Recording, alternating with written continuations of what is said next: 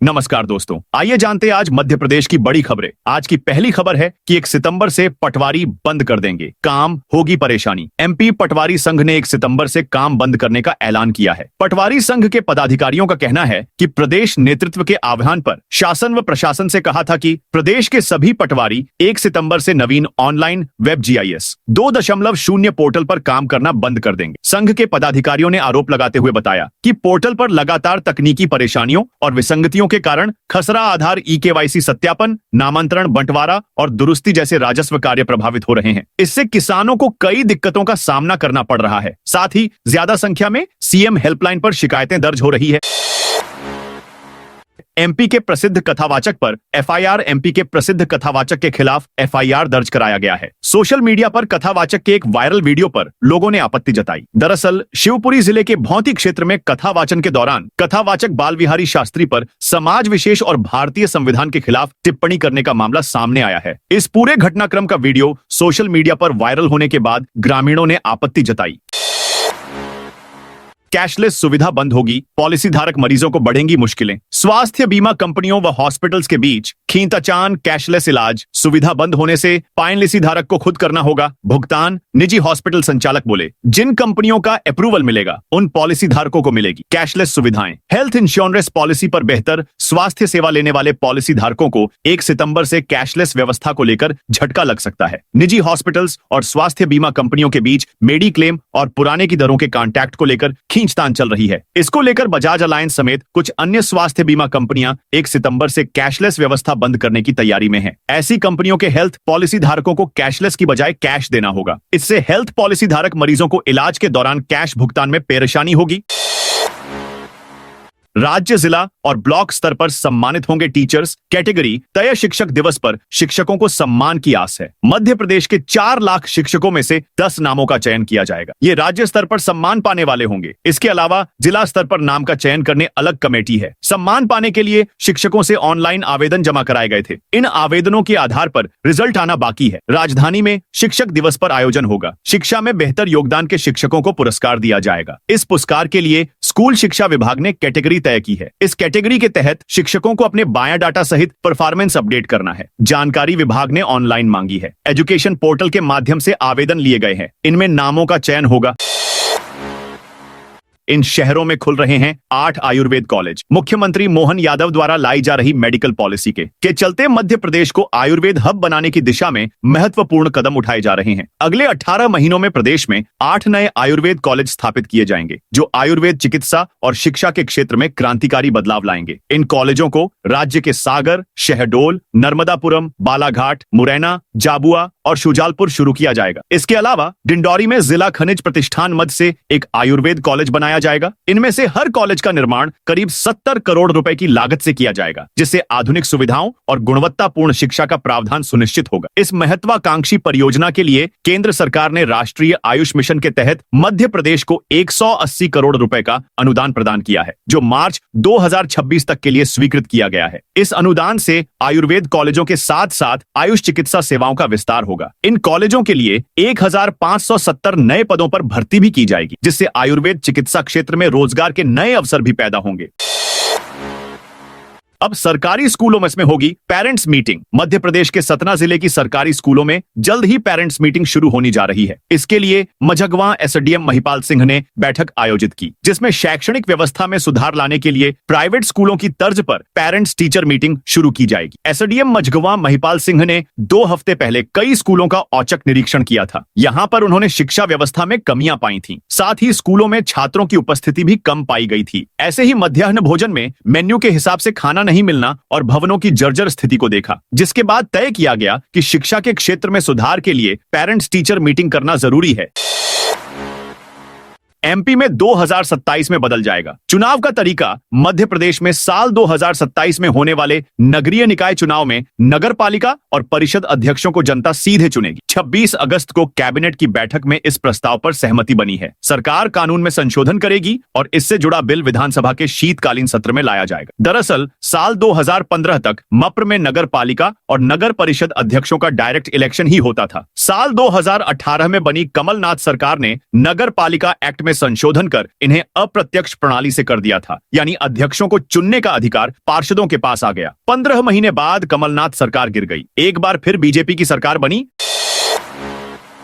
Gujarat high court के जज का मध्य प्रदेश तबादला। गुजरात हाईकोर्ट के वकील एक जज संदीप भट्ट के प्रस्तावित ट्रांसफर पर हड़ताल पर उतर आए हैं। बुधवार को लगातार दूसरे दिन गुजरात हाईकोर्ट अधिवक्ता संघ ने जज के तबादले के खिलाफ न्यायिक कार्य नहीं किया। साथ ही मामले को लेकर 6 सदस्यीय समिति बनाई है। सुप्रीम कोर्ट कॉलेजियम में प्रस्तावित जज संदीप भट्ट के ट्रांसफर के खिलाफ गुजरात हाईकोर्ट के एडवोकेट्स एसोसिएशन GHCA ने 6 सदस्यीय समिति बनाई है। समिति का अध्यक्ष ब्रिजेश त्रिवेदी हैं। ब्रिजेश त्रिवेदी ने कहा कि न्यायमूर्ति संदीप भट्ट को मध्य प्रदेश उच्च न्यायालय में स्थानांतरित करने का प्रस्ताव दिया गया है। हम इसका विरोध करते हैं और अपना विरोध दर्ज कराने के लिए अनिश्चितकालीन अदालती काम न करने का निर्णय लिया है। दशहरा, दिवाली और छठ पूजा पर चलेंगी 100 स्पेशल ट्रेनें। यात्रियों की सुविधा को ध्यान में रखते हुए रेलवे ने बड़ा फैसला लिया है। दशहरा, दिवाली और छठ पूजा पर यूपी बिहार तरफ जाने वाली भीड़ को नियंत्रित करने के लिए भोपाल रेल मंडल अंतर्गत 100 से ज्यादा स्पेशल ट्रेनें चलाई जाएंगी। सीनियर DCM सौरभ कटारिया ने बताया कि त्योहारी सीजन में यात्रियों की सुविधा को देखते हुए रेलवे प्रशासन ने रीवा और डॉ. आंबेडकर नगर के बीच फेस्टिवल स्पेशल ट्रेन चलाने का निर्णय लिया है। परीक्षा के लिए अब 2026 तक करना होगा। इंतजार मप्र लोक सेवा आयोग की भर्तियों का कैलेंडर लगातार खिसकता जा रहा है। कई परीक्षाएं हो चुकी हैं, लेकिन उनके इंटरव्यू तक नहीं पहुंचे, जबकि कई भर्तियां कानूनी विवाद या प्रशासनिक कारणों से अटक गई है। आयोग लगातार परीक्षाएं और इंटरव्यू आयोजित कर रहा है, फिर भी लंबित भर्तियों की संख्या इतनी बढ़ गई है कि अब अभ्यर्थियों को 2026 तक इंतजार करना पड़ सकता है। अभ्यर्थियों का कहना है देरी से करियर अधर में लटका है। जल्द लागू होगा ओबीसी आरक्षण। MP सरकार ने अन्य पिछड़ा वर्ग OBC को साथी आरक्षण के मुद्दे पर सहमति बनाने गुरुवार को सर्वदलीय बैठक बुलाई है। सुबह 11 बजे से मुख्यमंत्री निवास में बैठक की अध्यक्षता CM मोहन यादव करेंगे। राज्य मंत्री स्वतंत्र प्रभार कृष्णा गौर, राज्य पिछड़ा वर्ग आयोग के अध्यक्ष के साथ अन्य मंत्री भी शामिल होंगे। बैठक के लिए राजनीतिक दलों को विभाग ने आमंत्रण भेजे हैं। कांग्रेस की तरफ से प्रदेश अध्यक्ष जीतू पटवारी, नेता प्रतिपक्ष उमंग सिंघार सहित अन्य दलों के प्रतिनिधि भी आएंगे। CM ने बुधवार को उज्जैन में कहा, सरकार OBC को 27% आरक्षण देने गंभीर है, खुले दिल से सर्वदलीय बैठक के लिए भी तैयार हैं। कांग्रेस के लोग कह रहे हम भी देना चाहते हैं। टूटेंगे 1200 मकान दुकान, 1 सप्ताह में मिलेगा नोटिस। भोपाल में मेट्रो की ब्लू लाइन के लिए एलिवेटेड कॉरिडोर का जमीनी काम शुरू हो गया है। JK रोड क्षेत्र में पियर्स के लिए लोहे के जाल बिछने लगे हैं। पियर्स पर ही स्लैब बिछेगी और यहां पटरियों का काम होगा। ब्लू लाइन में करीब 13 किलोमीटर लंबाई की एलिवेटेड लाइन बनना है। 14 किलोमीटर लंबाई की लाइन एम्स से करोद तक की है। मेट्रो रेल कॉर्पोरेशन की ओर से ब्लू लाइन से जुड़े निर्माणों के लिए 1200 नोटिस तैयार किए गए हैं। 1 सप्ताह में ये नोटिस दे दिए जाएंगे। यदि कोई नहीं हटेगा तो पुलिस और प्रशासनिक शरा कार्रवाई की जाएगी। MP में यहां बनेगा नया इंटरस्टेट बस टर्मिनल। कटनी शहरवासियों और बस यात्रियों को बड़ी राहत मिलने वाली है। नगर निगम अब शहर में अत्याधुनिक अंतरराज्य बस स्टैंड बनाएगा। यह काम पहले परिवहन विभाग व प्रशासन के पाले में था, लेकिन नगर निगम को कमान सौंपी गई है। इसके लिए जमीन का आवंटन भी जुलाई माह में कर दिया गया है। यह बस स्टैंड ट्रांसपोर्ट नगर के समीप 6 हेक्टेयर से अधिक भूमि पर बनाया जाएगा, जहां पर एक साथ लगभग 350 बसें खड़ी हो सकेंगी। 3 जुलाई को प्रशासन द्वारा नगर निगम को जमीन आवंटित कर दी गई है। इसके बाद से निगम ने आवश्यक कार्यवाही तेज कर दी है। सबसे पहले वास्तुविद से DPR तैयार कराई जा रही है, जिसके आधार पर निर्माण कार्य आगे बढ़ेगा। भोपाल में गरज चमक के साथ भारी बारिश। मध्य प्रदेश में गुरुवार से फिर तेज बारिश का दौर शुरू हो गया है। भोपाल में दोपहर 12 बजे के बाद मौसम बदला और अंधेरा छा गया। यहां गरज चमक के साथ तेज बारिश जारी है। उज्जैन में क्षिप्रा नदी उफान पर है। घाटों पर बने मंदिर पानी में डूब गए हैं। धार के मनावर में सुबह तेज पानी गिरा। स्कूल, कॉलेज और दफ्तर जाने वालों को परेशानी का सामना करना पड़ा। जिले के मनावर में मान डैम के गेट खोल दिए गए हैं। मानसून ट्रफ की एक्टिविटी होने से खरगोन, खंडवा समेत 10 जिलों में भारी बारिश हो सकती है। मौसम विभाग के अनुसार खरगोन, खंडवा, बुरहानपुर, हरदा, नर्मदापुरम, बैतूल, छिंदवाड़ा, पांढुर्णा, सिवनी और बालाघाट में अगले 24 घंटे में 2.5 से 4.5 इंच तक पानी गिर सकता है। वहीं भोपाल, इंदौर में रिमझिम बारिश हो सकती है। भोपाल में हल्की बूंदाबांदी हुई तो उज्जैन, श्योपुर, खंडवा, इंदौर, सागर और धार में भी हल्की बारिश का दौर बना रहा।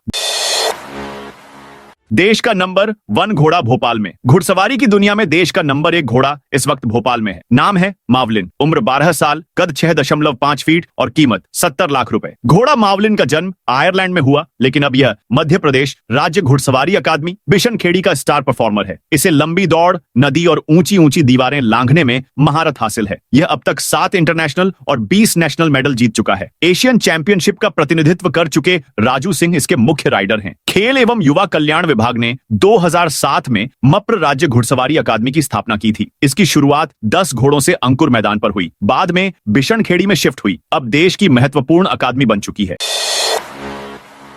संविधान और आरक्षण पर विवादित बयान का विरोध। शिवपुरी जिले के भौंती क्षेत्र में कथा वाचन के दौरान कथावाचक बाल विहारी शास्त्री पर समाज विशेष और भारतीय संविधान के खिलाफ टिप्पणी करने का मामला सामने आया है। इस पूरे घटनाक्रम का वीडियो सोशल मीडिया पर वायरल होने के बाद ग्रामीणों ने आपत्ति जताई।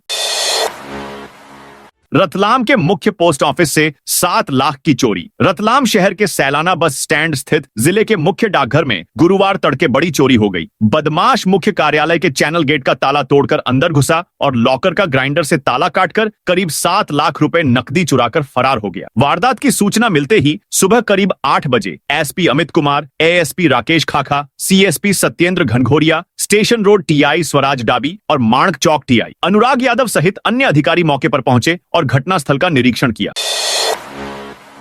डीन के लिए सीधी भर्ती पर हाई कोर्ट में सुनवाई। आज इंदौर मेडिकल कॉलेज में डीन का पद सीधी भर्ती से भरे जाने के मामले में गुरुवार को हाई कोर्ट में सुनवाई होगी। यह याचिका पूर्व डीन वीपी पांडे ने लगाई है। मामले की पिछली सुनवाई में प्रोफेसर की वरिष्ठता सूची में से फीडिंग कैडर के मौलिक अधिकार को मान्य कर प्रमोशन के लिए डीपीसी कराने की अपील पर बहस हुई थी। आज मामले में एडवोकेट जनरल शासन की ओर से पक्ष रखेंगे। याचिकाकर्ता डॉ वीपी पांडे की ओर से एडवोकेट अमित अग्रवाल ने मंगलवार को कोर्ट के समक्ष मजबूती से पक्ष रखा था। उन्होंने बताया कि डीन की सीधी भर्ती पूरी तरह से असंवैधानिक और अनावश्यक है। डीन की भर्ती की वास्तविक प्रक्रिया में संवैधानिक बाधा नहीं है। फीडर कैडर के कैंडिडेट्स भी उपलब्ध हैं। इस सुनवाई में लंबे समय बाद एडवोकेट जनरल प्रशांत सिन्हा भी वर्चुअल उपस्थित हुए थे।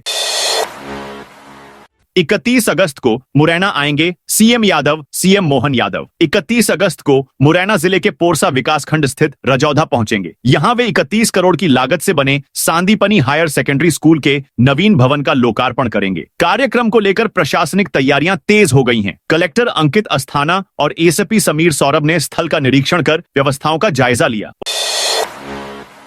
उज्जैन में दूसरे स्पिरिचुअल कॉन्क्लेव का आयोजन। मुख्यमंत्री मोहन यादव ने कहा कि पुराने संसद भवन के डिजाइन की प्रेरणा मुरैना के 64 योगिनी मंदिर से ली गई है, जबकि नए संसद भवन का मॉडल विदिशा के बीजा मंडल मंदिर के आधार पर बना है। यह दिखाता है कि हमारे मंदिर भी लोकतंत्र का आधार बन सकते हैं। यादव बुधवार को उज्जैन में दूसरी ग्लोबल स्पिरिचुअल कॉन्क्लेव रूह मांटिक को संबोधित कर रहे थे। कॉन्क्लेव में केंद्रीय मंत्री गजेंद्र सिंह शेखावत ने कहा कि प्रधानमंत्री नरेंद्र मोदी के कार्यकाल में देश की अर्थव्यवस्था तेजी से बढ़ी है। उज्जैन में पर्यटकों की संख्या बढ़ी है। पहले जितने लोग साल भर में आते थे, उतने अब 1 से 1.5 हफ्ते में आ जाते हैं।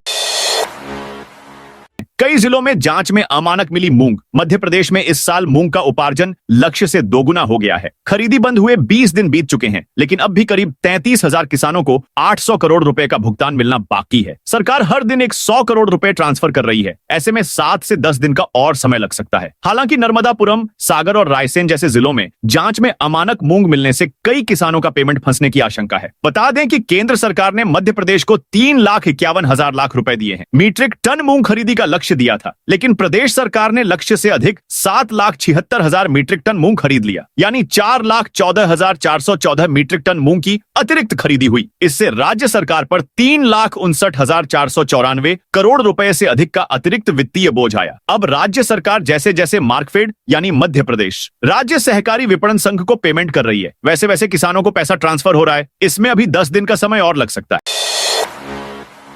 2 साल बाद एमपी के किसान बिना छिलके वाली जौ की खेती करेंगे। भारतीय गेहूं और जौ अनुसंधान संस्थान करनाल ने बिना छिलके वाली जौ की नई किस्म DWRB 223 विकसित की है। यह गेहूं जैसे दिखता है। करनाल केंद्र न्यूक्लियर बीज के बाद अब ब्रीडर बीज तैयार करने में जुटा हुआ है। यह बात अनुसंधान संस्थान करनाल के निदेशक डॉ रतन तिवारी ने बताई। उन्होंने बताया कि 1 साल बाद राजमाता विजयाराजे सिंधिया कृषि विवि सहित देश के सभी कृषि विवि को जौ का बीज मिलेगा। कृषि विवि 1 साल किसानों के लिए बीज तैयार करेगा। इस तरह 2 साल बाद किसानों को गेहूं की तरह दिखने वाला जौ बीज की खेती किसान करेंगे। बिना छिलके वाले जौ की औसत उपज 42.96 क्विंटल प्रति हेक्टेयर होगा। यह फसल 138 दिन में पककर तैयार हो जाएगी। अगले माह कैबिनेट से मिल सकती है मंजूरी। प्रदेश में लगातार बढ़ रही विद्युत खपत और भविष्य में बढ़ने वाली औद्योगिक मांग को पूरा करने के लिए राज्य सरकार बिजली उत्पादन में कोयले पर अपनी निर्भरता बढ़ाने जा रही है। प्रदेश में 24,000 करोड़ रुपए का निवेश कर 1220 मेगावाट बिजली उत्पादन क्षमता के 2 नए कोल आधारित थर्मल पावर प्लांट स्थापित किए जाएंगे। अगले माह होने वाली मंत्रिमंडल की बैठक में ऊर्जा विभाग की ओर से इन दोनों थर्मल पावर प्लांट की मंजूरी का प्रस्ताव रखा जाएगा। कोल आधारित ये थर्मल पावर प्लांट अमरकंटक के चचाई और बैतूल के सारणी में स्थापित होंगे। दोनों ही सुपर क्रिटिकल यूनिट होंगी, जिनकी विद्युत उत्पादन क्षमता 660 से 660 मेगावाट होगी। प्रत्येक की लागत 12,000 करोड़ रुपए प्रस्तावित की गई है।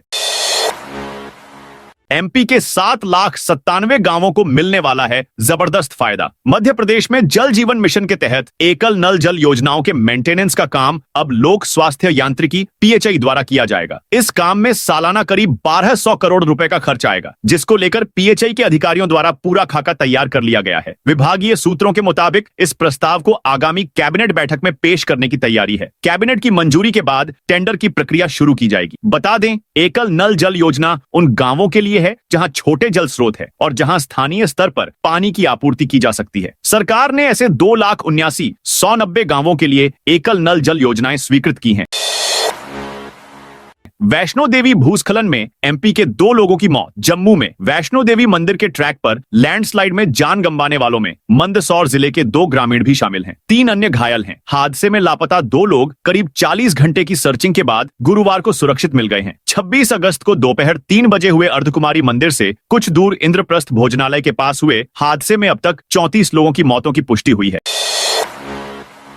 शहडोल में 16 साल बाद आगजनी का आरोपी पकड़ाया। शहडोल के देवलौंद थाना क्षेत्र में 16 साल पहले हुई आगजनी के मामले में फरार आरोपी को गुरुवार को सागर से गिरफ्तार किया गया है। आरोपी अशोक कोल सामान बुढ़वा गांव का रहने वाला है। पुरानी रंजिश के चलते उसने एक घर में आग लगाई थी। घटना के बाद से वह फरार था। पीड़ित ने घटना के दिन ही आरोपी की पहचान कर पुलिस में शिकायत दर्ज कराई थी। मामला न्यायालय में पहुंचा और आरोपी के खिलाफ स्थायी वारंट जारी किया गया। थाना प्रभारी सुभाष दुबे के नेतृत्व में पुलिस टीम ने आरोपी की तलाश शुरू की।